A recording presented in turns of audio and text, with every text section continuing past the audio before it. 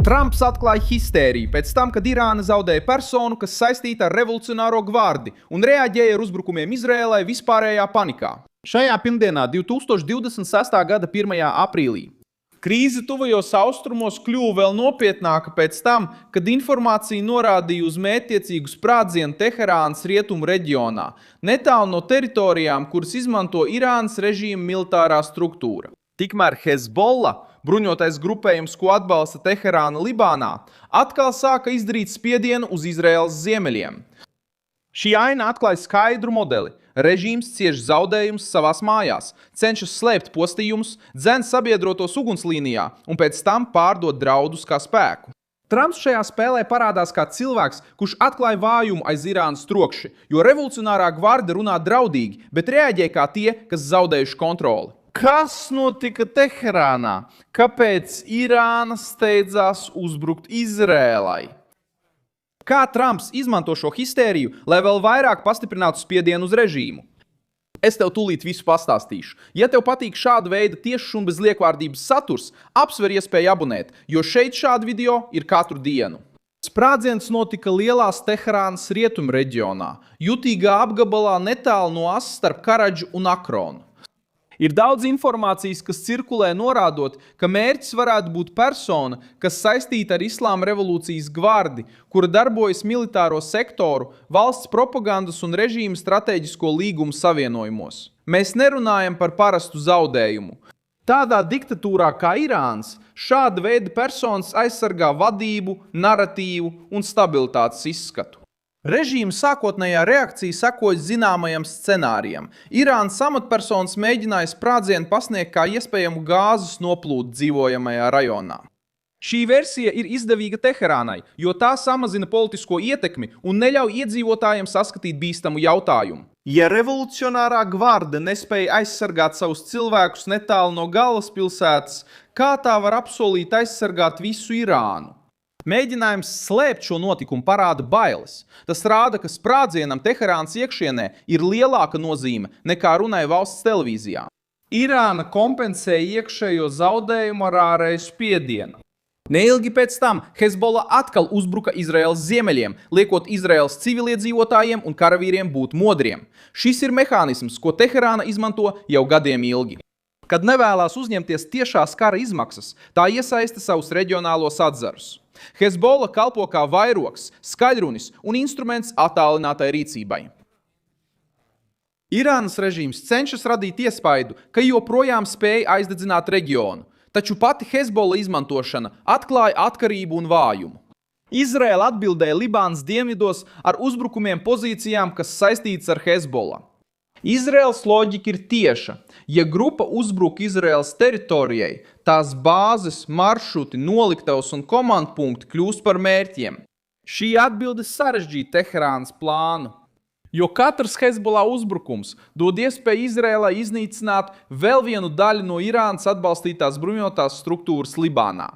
Irānas režīms liek Hezbollah būt pirmajās rindās, bet tūlītējo cenu maksā pats grupējums un Libānas iedzīvotāji, kas iesprostot šajā starpnieku karā. Trumps ienāk šajā situācijā ar skatījumu, kuru kreisie cenšas slēpt. Krīze nerāda spēcīgu Irānu, kad Vašingtona ir iesaistīta. Tā rāda režīmu, kas tiecas uz izrādīšanos, zaudējumu pārvērš par izrādi. Trumpam nav jāpieņem Irānas propaganda. Viņam jāuztur militārs, diplomātisks un politisks spiediens, līdz Teherāna atklās savas pretrunas. Irāna vēlas sarunāties tā, it kā tā uzvarētu, bet reaģē kā aplenkts. Viņi vēlas uzstādīt noteikumus Savienotajām valstīm, bet viņiem jākliedz savai bāzei. Viņi vēlas izskatīties stabili, bet slēp sprādzienu. Viņi runā par pretestību, bet ir atkarīgi no milicijas ārpus savām robežām. Sarunas ar Savienotajām valstīm ir iestrēgušas. Irāna vēlas saglabāt telpu, lai turpinātu elpot kā reģionāla lielvara. Trumps pieprasa reālus ierobežojumus. Baltais nams nevar pieņemt vienošanos, kas tikai dotu režīmam laiku pārkārtot savu militāro struktūru, mazināt ekonomisko spiedienu un saglabāt bruņotus sabiedrotos. Irānas režīms izmanto sarunas kā taktisku pauzi. Ko tu par to domā? Kāds ir tavs viedoklis par to? Kā tu izturētos paklausības pārbaudē? Vai nu Teherāna pieņem konkrētus ierobežojumus, vai arī turpina būt zem spiediena. Revolucionārā gvarde saskarās arī ar iekšējām problēmām. Irānas opozīcija trimdā, kuras viena no spēcīgākajām balsīm ir Reza Pahlavi, uzskata, ka Savienotajām valstīm nav nepieciešams sūtīt karavīrus uz Irānas teritoriju. Ideja ir tāda, ka paši Irānas iedzīvotāji varētu stāties pretī režīmam, ja viņiem būtu minimāla aizsardzība pret represijām. Šī tēze ietekmē ajatolu propagandu, jo atņem viņiem vienkāršo ārvalstu iebrukuma naratīvu. Režīma patiesās bailes nav tikai Izraēla. Tās ir ārējā spiediena, iekšējo dezertieru, tautas sacelšanās un uzticības zuduma pašas drošības spēkos kombinācija. Uzbrukums Izraēlai kalpo arī kā vēstījums režīma radikālajai bāzei. Pēc zaudējuma, kas saistīts ar revolucionāro gvardi, komandieriem ir jāparāda reakcija.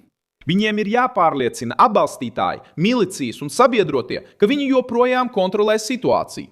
Tāpēc parādās draudi, sanāksmes, video, runas, pretgaisa aizsardzības pārvietošanās un netieši uzbrukumi.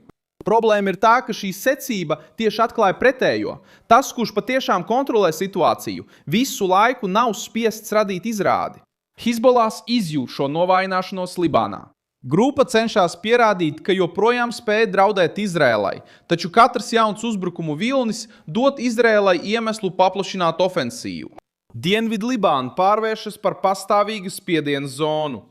Teherāna ir atkarīga no šī atzara, lai saglabātu savu reģionālo tēlu, taču grupas spējas vairs nešķiet tādas pašas Izraēlas uzraudzības, bombardēšanas un uzkrātā noguruma dēļ. Amerikāņu militārā klātbūtne Persijas līcī vēl vairāk palielina šo spiedienu. Atbalsta lidmašīnas, iznīcinātāji, kuģi un novērošana darbojas kā brīdinājums bez gariem paziņojumiem. Irāna zina, ka kļūda pret amerikāņu spēkiem vai sabiedrotajiem izraisīs atbildi. Irāna zina, ka kļūda pret amerikāņu spēkiem vai ASV sabiedrotajiem var izraisīt smagu atbildi. Irānai ir jāizskatās agresīvai savu atbalstītāju acīs, taču tā rūpīgi aprēķina katru soli, lai neizraisītu reakciju, kuru tā nespētu izturēt. Kāsimu Soleimānī piemiņa joprojām smagi gulstas uz revolucionāro gvardi.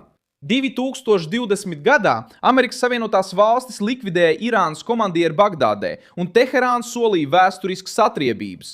Atbilde bija kontrolēta, ar daudz runām un mazu vēlmi pēc pilna mēroga kara.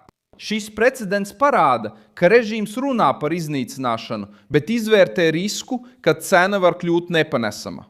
Tagad, kad Izraēla uzbruk Hezbollah, Trumps izdarīja spiedienu sarunās, un Teherānā ir ziņas par zaudējumiem. Tas pats modelis atkal parādās. Kreisie cenšas katru raķeti pret Izraēlu pārvērst par Irānas drosmes pierādījumu, taču patiesībā tas nāk par labu Trumpam. Pārliecinātam režīmam nav jāizmanto Hezbollah, lai slēptu iekšējās problēmas. Spēcīgam režīmam nav jāsteidzas uz valsts televīziju, lai kontrolētu sprādzienu versiju. Drošs režīms neizturas pret sarunām kā pret teātri, vienlaikus gatavojot atriebību ar starpnieku palīdzību. Irāna cenšas izskatīties bīstama, jo tā nevar izskatīties vāja. Es esmu Milsons Alvs, racionālists, un mans mērķis ir katru dienu sniegt jums patiesu un pilnīgu informāciju. Ziņu saites ir video aprakstā. Nospiediet patīk šim video, abonējiet kanālu un beigās apskatiet komentārus, lai jūs vēl vairāk iesaistītos Vilsona Alves kopienā.